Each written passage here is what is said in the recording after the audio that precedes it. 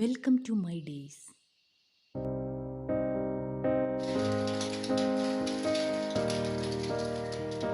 ഉണ്ടാക്കിയിരിക്കുന്നത് ഉണ്ണിയപ്പാണ്. ഇത് അമ്മച്ചിയുടെ സ്പെഷ്യൽ ഉണ്ണിയപ്പാണ് ഉണ്ടാക്കിയിട്ടുള്ളത്. അപ്പം നമ്മളിതിനിപ്പം എത്ര നാഴി വരെയാണ് എടുത്തത്? 3 ഗ്ലാസ്. 3 ഗ്ലാസ് അരിക്ക് നമ്മൾ ഇപ്പം 100 ഉണ്ണിയപ്പം ഉണ്ടാക്കി വെച്ചിട്ടുണ്ട്. ഇത് ഇൻട്രൊഡക്ഷൻ ഇപ്പം നമ്മൾ എടുക്കാൻ കാരണം ഇത് ഉണ്ണിയപ്പം ശരിയാവോ ഇല്ലയോ എന്ന് അറിഞ്ഞിട്ട് എടുക്കാൻ വേണ്ടിയിട്ടാണ്. എങ്ങനെയാണ് ഈ ഉണ്ണിയപ്പം ഉണ്ടാക്കിയതെന്ന് നമുക്കൊന്ന് നോക്കിയിട്ട് വരാം കേട്ടോ.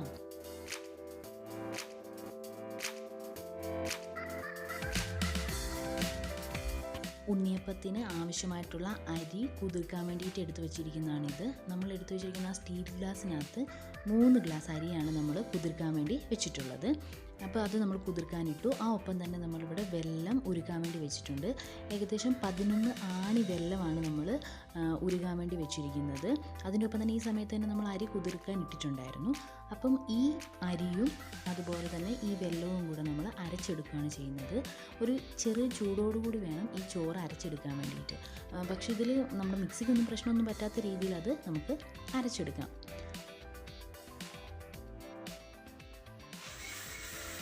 അമ്മ അരച്ചെടുത്തത് ഇപ്പോൾ ഒരു സ്റ്റീൽ കലത്തിലേക്ക് നമ്മൾ ഒഴിച്ചിട്ടുണ്ട് കേട്ടോ. പിന്നെ ഇതിൻ്റെ കൂടെ ഇനി അരയ്ക്കാൻ വേണ്ട സാധനങ്ങൾ: ചോറ് വേണം, തേങ്ങ, ജീരകം, ഏലക്ക, ഉപ്പ്, മൈദപ്പൊടി, 2 ചെറുപഴം. ഇത്രയും സാധനങ്ങളും കൂടെ നമ്മൾ ബാലൻസ് ഉള്ള വെള്ളത്തിനകത്തേക്ക് ആ ചെറു ചൂടോടുകൂടി തന്നെ ഇതും കൂടെ നമ്മൾ അരച്ച് ആദ്യം നമ്മൾ അരി അരച്ച് വെച്ചതിനകത്തേക്ക് യോജിപ്പിച്ച് വെക്കണം. ഇത് എത്ര അളവ് വേണമെന്നുള്ളത് ഞാൻ ഡിസ്ക്രിപ്ഷൻ ബോക്സിൽ ആഡ് ചെയ്തേക്കാം കേട്ടോ, എത്ര വേണമെന്നുള്ളത്.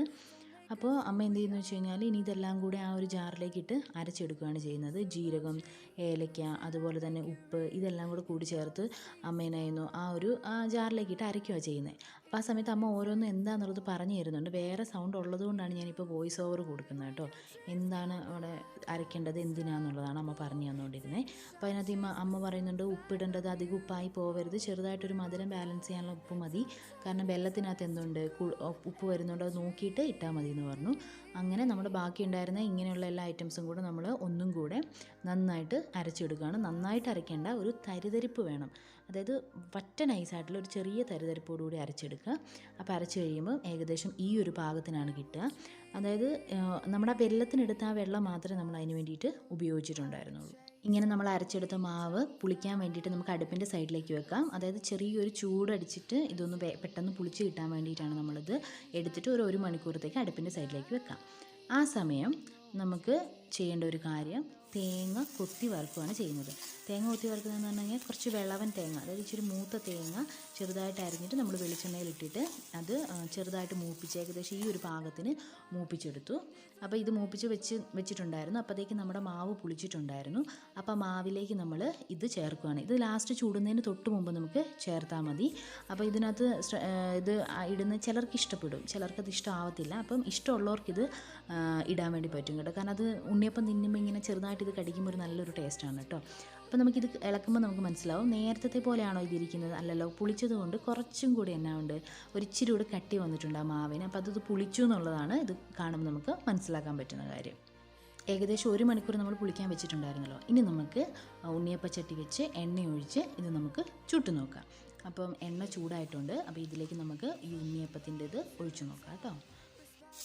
ഇത് കണ്ടോ, നല്ല ചൂട് എണ്ണയിലേക്ക് ഒഴിച്ചിട്ടുണ്ട്. കുറച്ച് നേരത്തെ ചുട്ട് വെച്ചതുണ്ട്.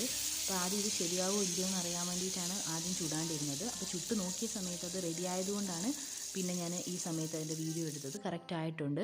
അപ്പം അതമ്മ എന്ത് ചെയ്യുന്നുണ്ട്, ഒരു ഏകദേശം ആ ഒരു ഭാഗത്തൊരു ചെറിയ ചുമന്ന കളർ വന്നതിന് ശേഷം അത് മറിച്ചിടുന്നുണ്ട്.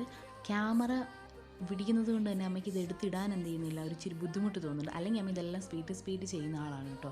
അപ്പോൾ അമ്മയ്ക്ക് ഒരു ടെൻഷനാണ്, ഇത് ശരിയാവോ ഇല്ലയോ എന്ന് ചോദിച്ചിട്ട് അമ്മ അതിങ്ങനെ ഇട്ടുകൊണ്ടിരിക്കുന്നത്. അതുകൊണ്ടാണ് ഒരു ചെറിയൊരു വെപ്രാളം തോന്നുന്നത് കേട്ടോ. അപ്പോൾ ഇത് കഴിഞ്ഞു. ഇതിൽ ശ്രദ്ധിക്കേണ്ട ഒരു കാര്യം എന്താണെന്ന് വെച്ച് കഴിഞ്ഞാൽ, നമ്മൾ ആദ്യത്തേത് ചുട്ടു നോക്കുന്ന സമയത്ത് ഇപ്പോൾ നമ്മൾ പുളിക്കാൻ വെച്ചു, ഒരുപാട് പുളിച്ച് പോയി കഴിഞ്ഞ് കഴിഞ്ഞാൽ തലയും വാലും വരും എന്നാണ് പറയുന്നത്. തലയും വാലും എന്ന് പറഞ്ഞാൽ നമുക്കറിയില്ല, ചിലപ്പോൾ അങ്ങോട്ടും ഇങ്ങോട്ടൊക്കെ നീണ്ടൊരു കറക്റ്റ് ഒരു റൗണ്ട് ഷേപ്പ് കിട്ടാതെ വരും. അത് ഒരുപാട് പുളിച്ച് പോയി കഴിഞ്ഞാൽ അങ്ങനെ ഒരു പ്രശ്നമുണ്ട്. അപ്പോൾ അതുകൊണ്ട് എന്നാന്ന് വെച്ച് കഴിഞ്ഞാൽ നമ്മൾ ഒരു ഏകദേശം നമുക്കറിയാം, ഇച്ചിരി മാവൊന്ന് ചെറുതായിട്ടൊന്ന് കട്ടിയായി അവിടെ ഇവിടെ ചെറിയൊരു കുമളകളൊക്കെ കണ്ടു തുടങ്ങുന്ന സമയത്ത് ഒരു ചെറിയ ഗ്ലാസ്സിലേക്ക് ഒരു ഇച്ചിരി എടുത്തിട്ട് വെറുതെ ഒന്ന് എന്ത് ചെയ്യുക, ഇച്ചിരി എണ്ണ ചൂടാക്കി വെച്ചൊന്ന് ഒഴിച്ച് നോക്കുക. അപ്പോൾ ഇങ്ങനെ തലയും വാലും വരാൻ തുടങ്ങിയിട്ടുണ്ടെങ്കിൽ നമ്മൾ വേഗം തന്നെ എന്ത് ചെയ്യുക, അതെടുത്ത് ചുടുക കേട്ടോ. അങ്ങനെ നമ്മുടെ ഉണ്ണിയപ്പം റെഡി ആയിട്ടുണ്ട് കേട്ടോ. ഈ ഉണ്ണിയപ്പവും ലൈറ്റ് കട്ടൻ ചായ. ആഹാ, നല്ല അടിപൊളി കോമ്പിനേഷനാണ്. ഒന്ന് ടെസ്റ്റ് ചെയ്ത് നോക്കണം കേട്ടോ.